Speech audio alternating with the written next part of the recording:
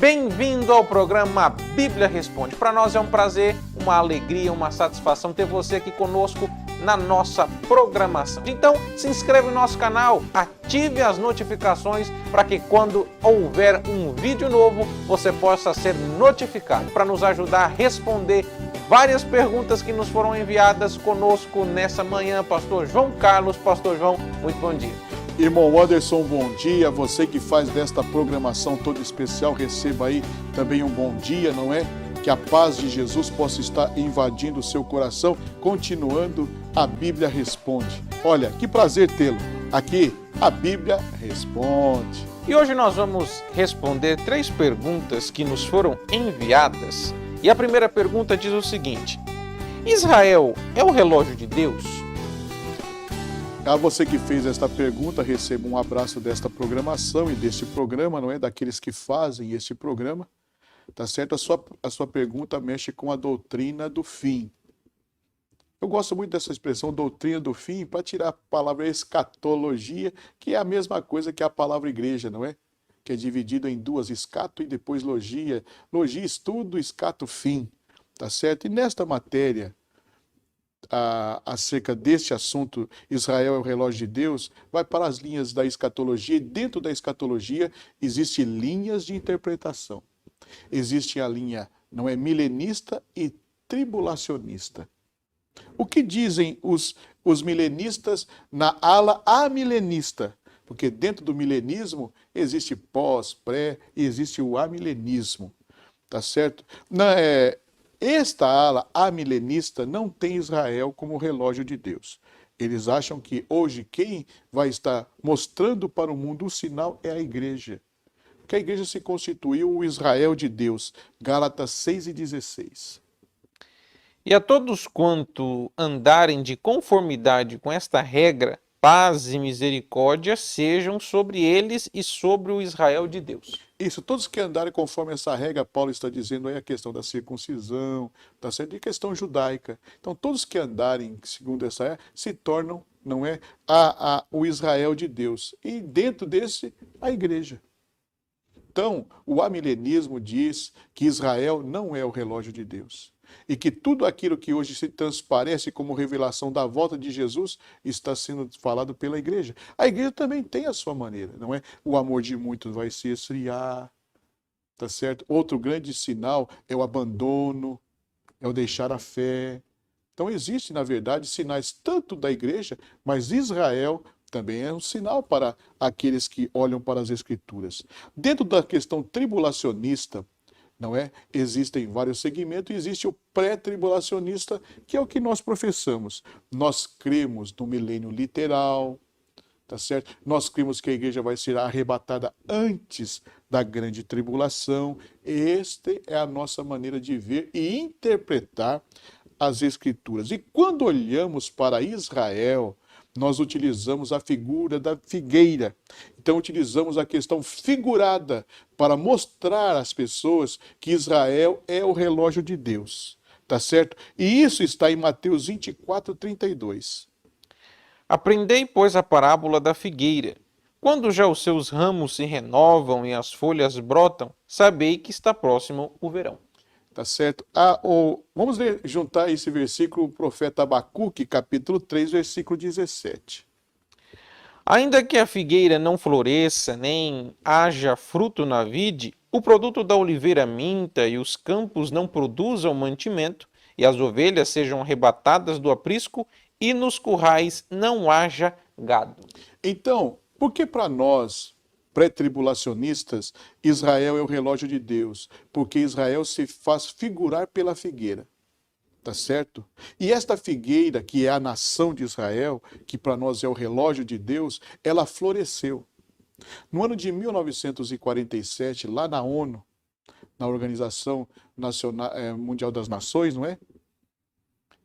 Foi feita esta reunião e havia um delegado brasileiro chamado Oswaldo Aranha, que começou desde 1947, junto com as delegações de vários países, tornar real Israel como nação.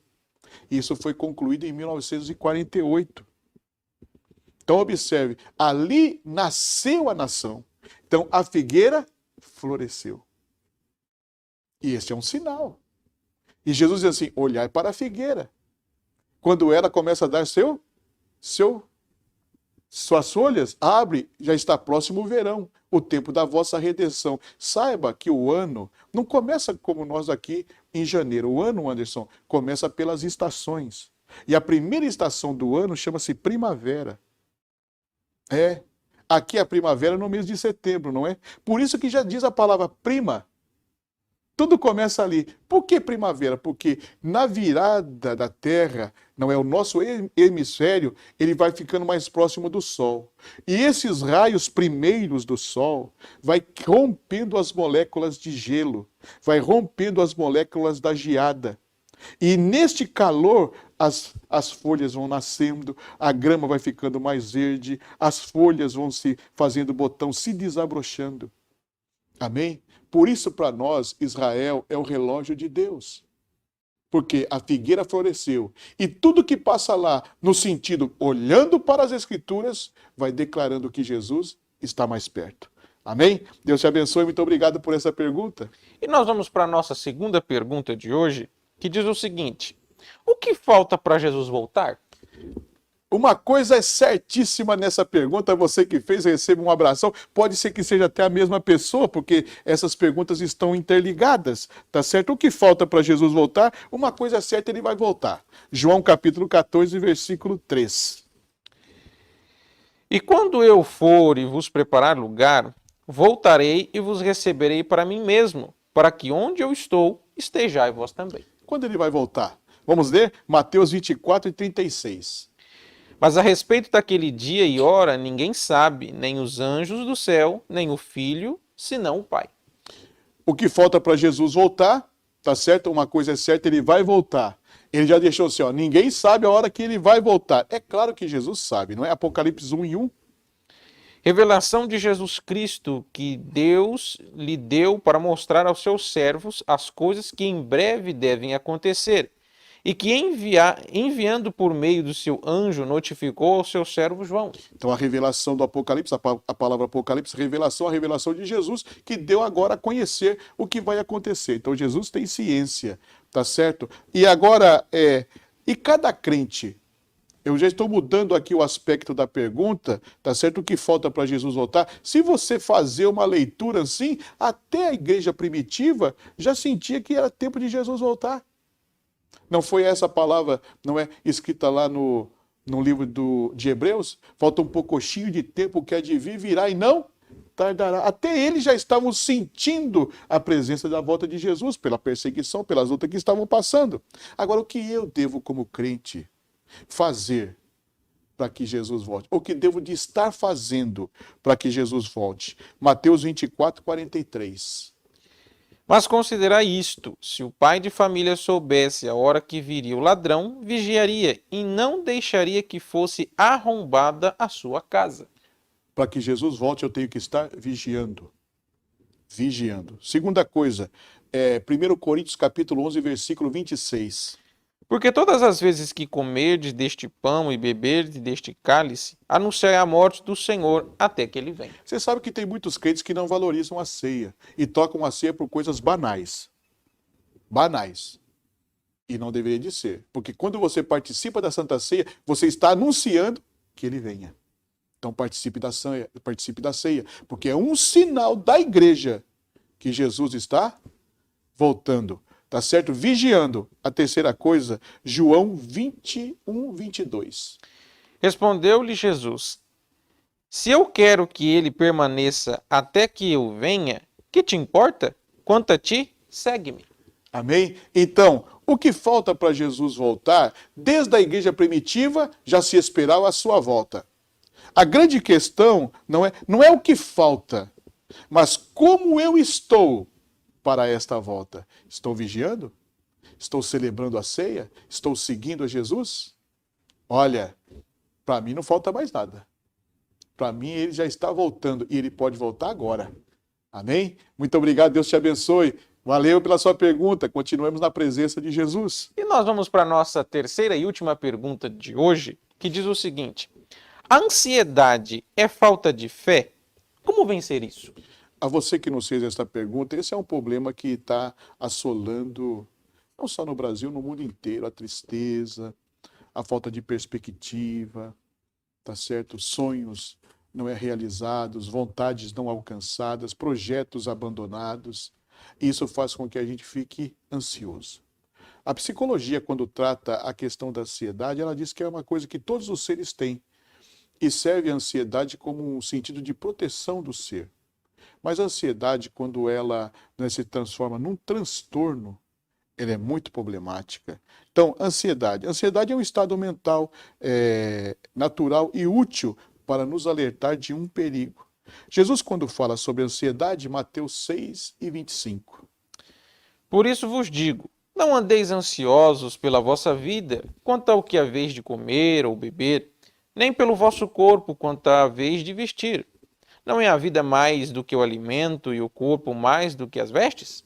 Ele vai associar esta palavra ansiedade aí com o transtorno, tá certo? Com a coisa que está acima da ansiedade, que está em 6:34. Portanto, não vos inquieteis com o dia de amanhã, pois o amanhã trará os seus cuidados. Basta o dia o seu próprio mal. Então, a ansiedade somada com a inquietação é que vai dar esse transtorno na vida. A psicologia trata 3 níveis da ansiedade. Primeiro é o nível generalizado. O que é o nível generalizado? É a coisa que acontece numa circunstância, um momento que eu estou passando. E aquele momento me traz algumas aflições. Tem pessoas que comem mais, tem pessoas que comem menos, tem pessoas que não dormem, tem pessoas que dormem demais. E aí, não é? Nisto vai fazendo o quê? Mexer com o seu humor. Isto é chamado um transtorno de ansiedade generalizada. Depois existe o segundo que a psicologia trabalha, não é? Que é a ansiedade no sentido de perder as coisas. Perder um ente querido, de mudar de casa. E aí vem um transtorno no sentido das fobias, o medo. Tem gente, irmão Anderson, e você que nos assiste, que pela ansiedade, ele tem medo de estar com gente. Tem pessoas que têm medo de subir numa escada rolante, num elevador. Tal é a sua ansiedade. Isso se dá por quê? Por uma separação. Então, o primeiro, generalizado, é momentâneo. O segundo, causado por uma separação, a perca de um ente querido. Nesta pandemia, tem muita gente sofrendo com ansiedade. A mudança não é de lugar. Por quê? Porque deixou de estar naquele lugar familiarizado. É que nem casa. Quando você mora numa casa, você nem precisa acender a luz à noite, porque você sabe onde estão os móveis. Você anda por ela sem tocar em nada. Mas quando você muda de casa, até você conseguir, não é essa percepção de tudo, então você tem que tomar tempo. E isso traz ansiedade às pessoas. A terceira ansiedade, essa já é induzida. A ansiedade induzida é quando você vai ao psicólogo ou vai a um psiquiatra e ele vai te induzir com um medicamento. Para quê? Para te trazer uma solução, trabalhar no seu humor, na sua alegria, na sua felicidade. Ansiedade é falta de fé, é falta de confiança em Deus. É muita falta de confiança em Deus. Por quê? Porque a ansiedade na inquietação, o que é a inquietação? É trazer o amanhã para hoje, é sofrer antecipadamente. Por isso que Jesus vai dizer no versículo 24, basta cada dia o seu mal, então não sofra pelo amanhã. Basta este dia. Viva ele com intensidade, viva ele com alegria. E se porventura levantar o dia mal, porque todos nós vamos passar por um dia mal, que eu tenha as forças necessárias para superar. E nessa força necessária para superar, eu preciso de Jesus. Aí que está a especialidade de Jesus, é nos dar a força e a capacidade para superar o dia mal. O dia mal vem, como veio para Abraão, como veio para Jó, como veio para Jesus, aquele dia no Getsemane. Que terrível dia mal, mas superar. Supere com Jesus. Então a ansiedade, pode ser também traduzida nesses versículos, não é? Vamos ler versículos 6, 31 e 32. Portanto, não vos inquieteis dizendo, que comeremos, que beberemos, ou com que nos vestiremos? Porque os gentios é que procuram todas estas coisas, pois o vosso Pai Celeste sabe que necessitais de todas elas. Tá vendo? Faltou confiança. Quer dizer, se Deus cuidou dessas mínimas coisas que a gente pensa que é mínima, por isso que ele é Deus. Ele não é só Deus que cria, ele é um Deus que cria e sustenta a sua criação. Isso é lindo em Deus, hein? Quer dizer, quando o passarinho pia, Deus já lhe proveu o alimento. Ele é um Deus que sustenta essa mínima e você não é muito mais do que isso? Então faltou confiança. Agora você faz como vencer isto? Ter confiança em Deus, que Ele vai suprir a tua necessidade. Precisa se aproximar de Deus. Agora Jesus, nesse capítulo 6, ele vai trabalhar algumas coisas que possam estar tocando a ansiedade. Primeiro, a questão dos olhos. Tá certo? 6:22. São os olhos a lâmpada do corpo. Se os teus olhos forem bons, todo o teu corpo será luminoso. Então saiba no que você está olhando, porque o olhar pode trazer cobiça, pode trazer inveja, pode trazer um desejo desenfreado, uma compra, um exagero. Tá certo? O que disse o livro do profeta Isaías: olhai para mim e sereis salvos. Lembra-se lá no deserto com Moisés, não é? O povo começou a ser picado pela víbora, Moisés construiu uma estátua, não é? Feita de bronze, uma serpente de bronze, e o povo era picado e olhava para a serpente e era curado, não é? E Jesus disse assim como a serpente foi levantada no deserto, assim importa que o Filho do Homem seja levantado. Olhai para Jesus. Então desfoque o teu olhar naquilo que te pode se tornar escravo. Eva pecou pelo olhar, Ló pecou por olhar, Davi pecou por olhar, tantos personagens da Bíblia. Então mude o seu olhar. Comece, não é, a conter-se. Então, o que pode trazer aqui, como vencer isto? Primeiro, tomando conta dos olhos, que Jesus pingue um colírio nos seus olhos e você possa tirar o foco e mudar esta vida, sair da rotina do olhar. Segunda coisa que Jesus vai trabalhar é 6:24 de Mateus. Ninguém pode servir a dois senhores, porque ou há de aborrecer-se de um e amar o outro, ou se devotar a um e desprezar o outro. Não podeis servir a Deus e às riquezas. Você tem que tomar uma posição. Tá certo? Porque esta busca constante da riqueza pode te prejudicar no teu relacionamento com Deus.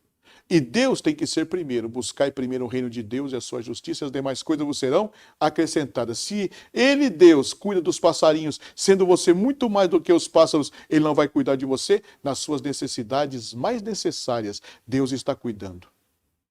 Deus está te dando vida, Deus está te dando força. Se você levantou hoje, foi porque Deus te deu. Em paz eu deitei e dormi, e me levantei, porque o Senhor me sustentou. Volte-se para Deus, tá certo? E nessa busca desenfreada da conquista, pode ser uma cobiça. Quer dizer, alguma coisa está desequilibrada. Trazida pelo olhar, porque o olho é a janela da alma. E aí então você ficou dividido. E um ser dividido vai ficar sempre na dúvida, tá certo? E a dúvida não opera a fé. A terceira coisa, Mateus 6:21. Porque onde está o teu tesouro, aí está também o teu coração. Onde está o teu coração?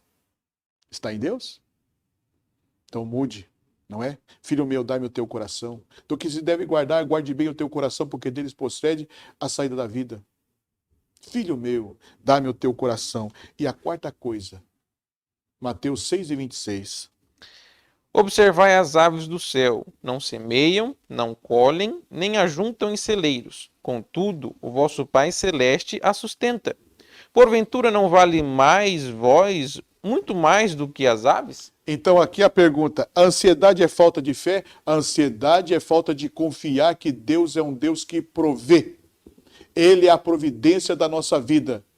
Como vencer isto? Cuidando dos olhos, não tendo dois senhores, olhando para o coração e entregando total e completamente em Jesus. E voltar a confiar. Assim como Ele cuida dos pássaros, você é muito mais do que os pássaros. Deus vai cuidar de você. Deus te abençoe, muito obrigado por essa pergunta. E se você tem alguma pergunta, alguma dúvida, entre em contato conosco. Faça a sua pergunta, está aparecendo aí na sua tela. Faça a sua pergunta, tire todas as suas dúvidas. E se você deseja nos acompanhar, inscreva em nosso canal, compartilhe com seus amigos.